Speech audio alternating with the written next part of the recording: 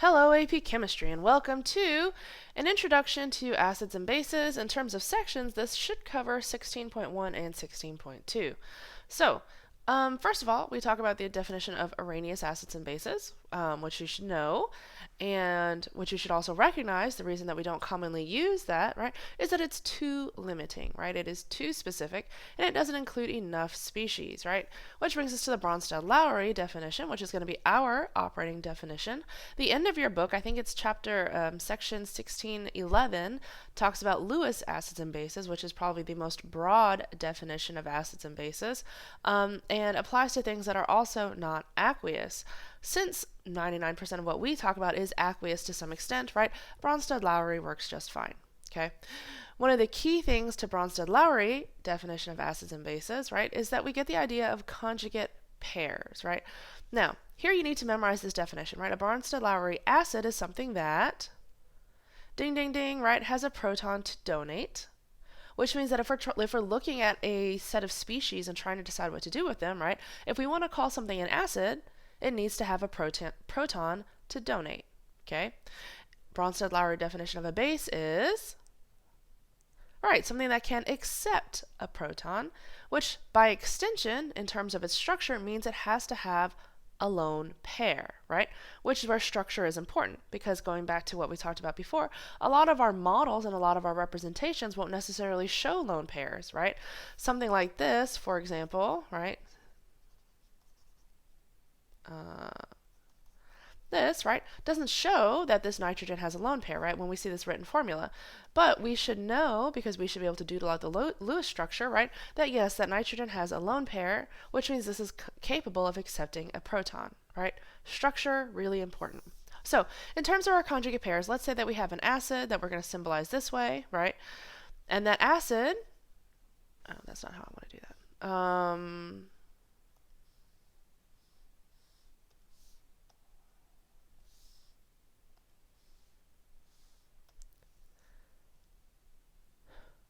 That acid, in conjunction with water,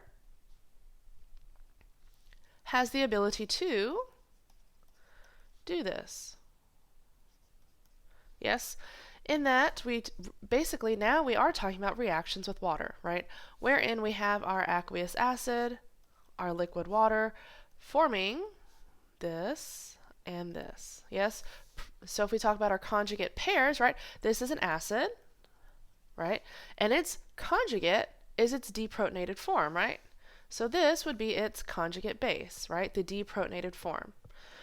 Whereas if this is an acid, kind of like redox happens in a pair, if this is our acid proton donor, this must be our base or proton acceptor, with this being its conjugate acid, right? The protonated form, yes?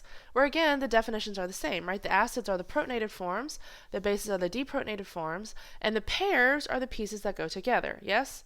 So for example, it would not be okay to say that this is our acid and this is its conjugate base, right? Because that's not true, right? This is not a pair. They don't rotate around the same thing, right? Okay, so then if we want to talk about, for example, a base, right? So we should say that we have a base plus water, right? And that's going to give us, again, the definition of a base is it accepts a proton, right? So we have Hb, and if it accepts a proton, its charge is going to go up by 1, right? Plus the hydroxide ion, right? Which means that here we have a base, and so we would be looking over here at the other version of it, and this would be its conjugate acid, yes? Right? By extension, if this is a base, this must be acting as an acid, and this must be its conjugate base, yes? Fantastic. All right, note the use of arrows in the middle. Right here, we're just doing forward arrows, which would imply there's no equilibrium, though that really depends on what we're talking about, right? Right. Clarify later.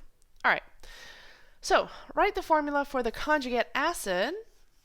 So when we say conjugate acid, what do we mean? What's an acid again? Right, the acid is the, what? Protonated form, right? Acids are the protonated form, because if we go back one, right, acids, right, acids are the protonated versions of their base components, right? So here, what we're really talking about is what's the protonated form of each of these, right? So if we add a proton to this, right, that becomes H2SO3. What happens to my charge if I add a proton? Right, neutral. H If I add a proton to this, right, neutral. If I add a proton to this, right, 2 minus. If I add a proton to this, right, yes? All right, now let's talk about from the other point of view. Let's say that instead we were asked to write the conjugate base for each of the following. Now, what would that mean? Right, we would be looking for the deprotonated form, yes?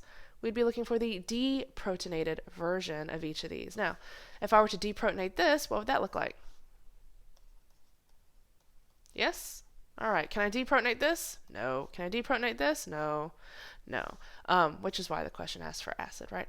But that's what it means, right? So it's really important that we are really comfortable, right, with the definition of a Bronsted-Lowry acid and base, and then it's just a matter of applying it, right? All right. Next up, when lithium oxide is dissolved in water, the solution turns basic. If it turns basic, that means we have increased the amount of hydroxide. So we have our lithium oxide ion with water. Do be mindful, anytime we're talking about something reacting with water, that's also known as a hydrolysis, okay? When something reacts with water to make something that's new on the other side, right? That's referred to as a hydrolysis, okay? So write the equation for this reaction and identify the conjugate pairs. So if I have O, 2 minus, plus water, what am I going to make? Right. It's a base, right? It's acting as a base, which means that it's going to, ding, ding, ding, right, take a proton and make that, yes? Which is why this is a decidedly basic ion, right? Because we're not producing just one, we're producing 2 hydroxides from the course of this reaction, yes? So for one of these, we have basically double the effect on our pH, yeah? Okay. Let's say that again. Double the effect on our hydroxide ion concentration, which then has an effect on the pH. Okay? All right, next up. Pairs and what it means when something's acidic or basic. So if we take a look here, right, this is from your guys' textbook, and here we have our strong acids. Okay? Now, if something is a strong acid, by definition, what does that mean about it? Right, dissociates completely, right?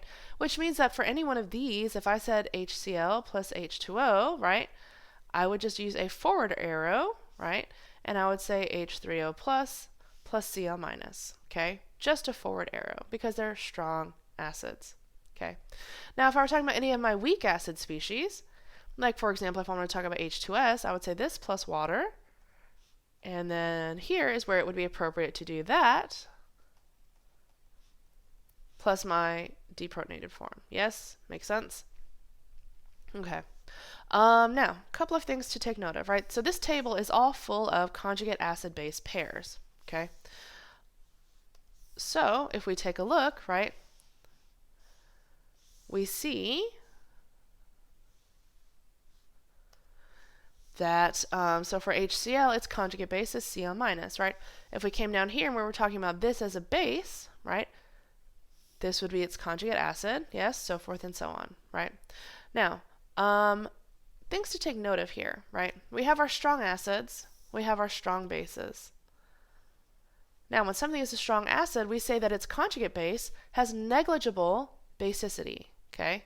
Negligible basicity. If something is a strong acid, its base, its conjugate base, doesn't really act basic, okay?